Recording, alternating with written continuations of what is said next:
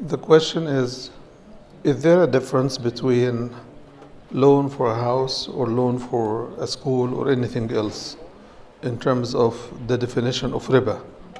Well, the definition of riba has nothing to do with what the loan is for.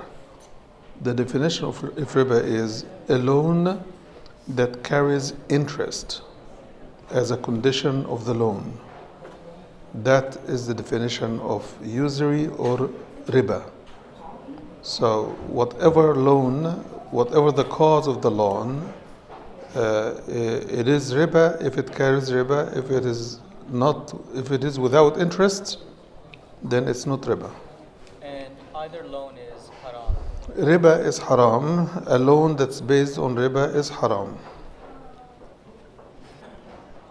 Earning dividends as an investment, as a result of investing in stocks, no, dividends is not haram, but you have to be careful what kind of stock you are stuck with. You have to sort, because some stocks are dealing with companies that produce haram stuff.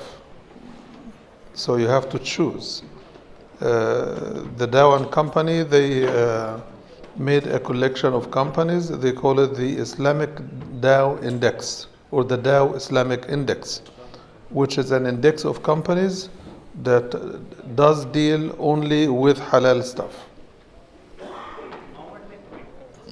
I heard the electronic coins, right? The electronic coins have not yet taken a stage to be evaluated as a means of exchanging value and currency.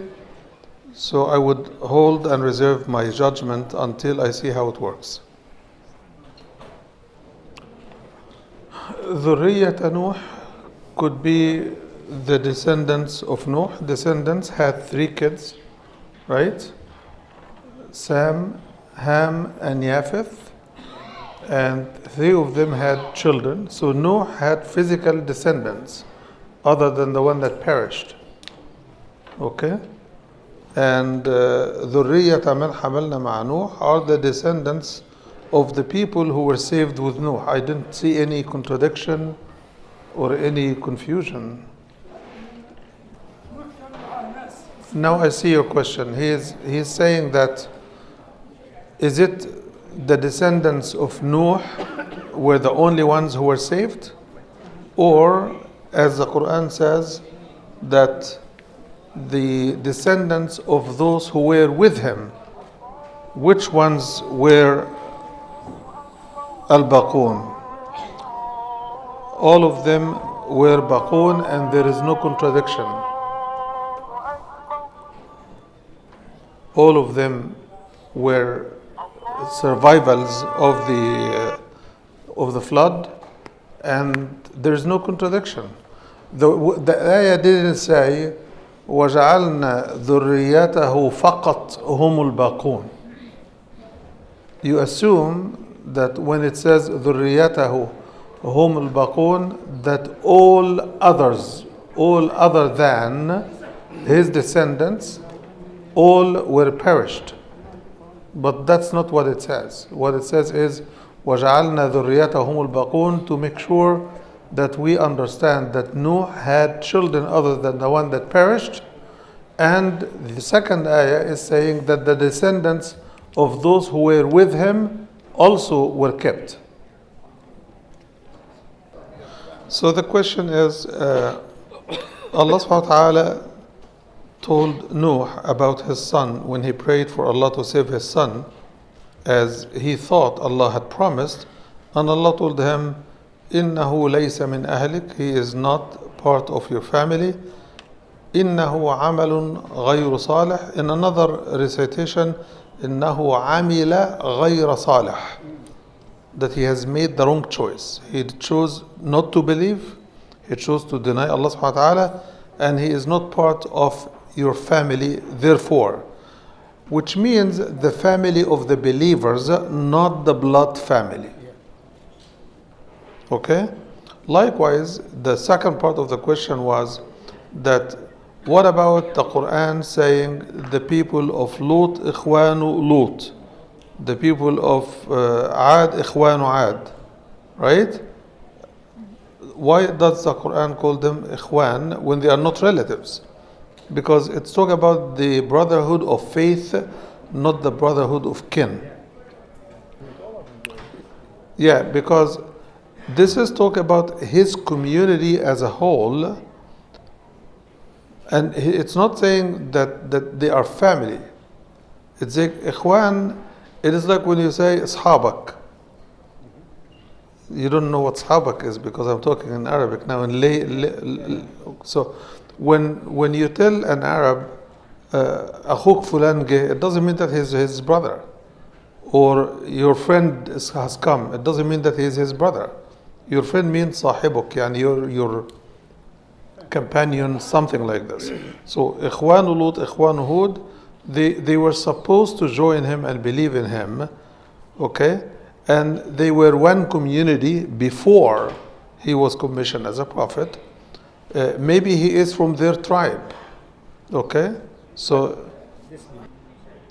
in the case of Nuh, the brotherhood is a brotherhood of the sonhood has been severed by Allah because he chose to be with the disbelievers.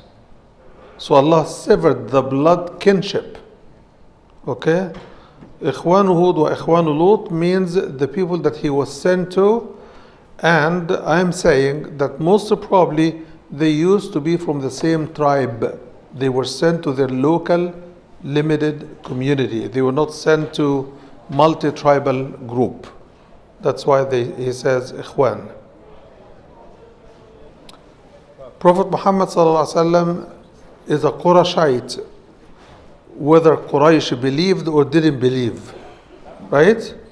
So if Hud were from the same tribe and Allah calls his tribe his Ikhwan, it's the same, it's not different. Muslims are brothers. Yeah.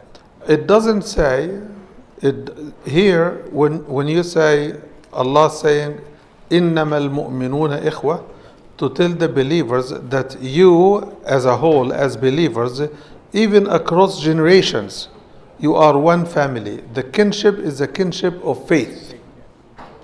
Okay? But there is a kinship of family and tribe. Okay? There's a kinship. When he was sent, Allah says Ikhwan. But when they disbelieved, it doesn't say Ikhwan. وَإِلَىٰ عَادٍ أَخَاهُمْ هُودًا. To the people of Ad, we sent their brother Hud. So before he was sent, he called them brothers. Okay? Yes.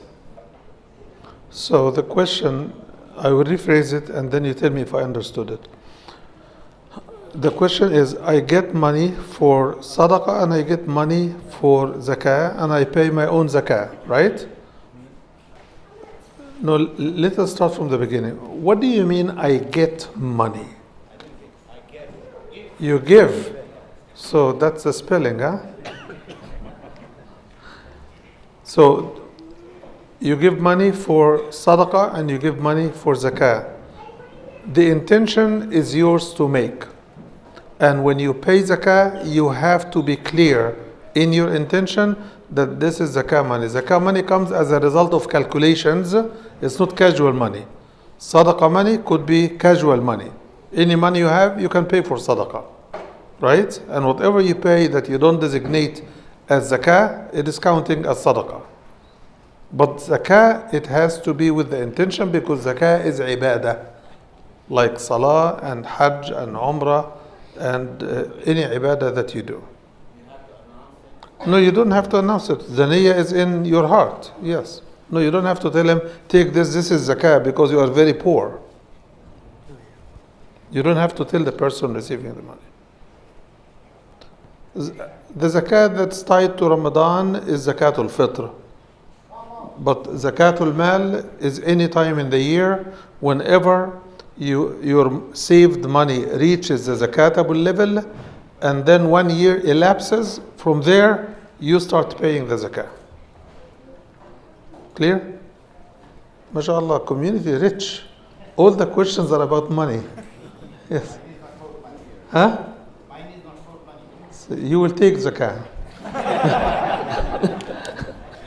It's hard to Yeah. Can a funeral prayer be conducted if the person who passed away, his body has not recovered? They have not been recovered.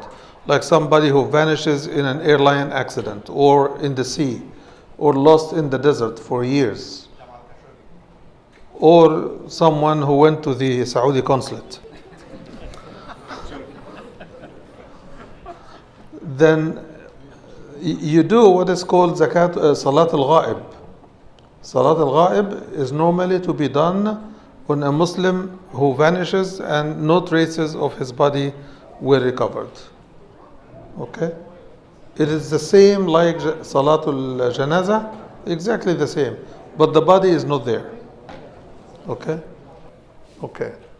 I think my time is up. سبحانك اللهم وبحمدك أشهد أن لا إله إلا أنت نستغفرك ونتوب إليك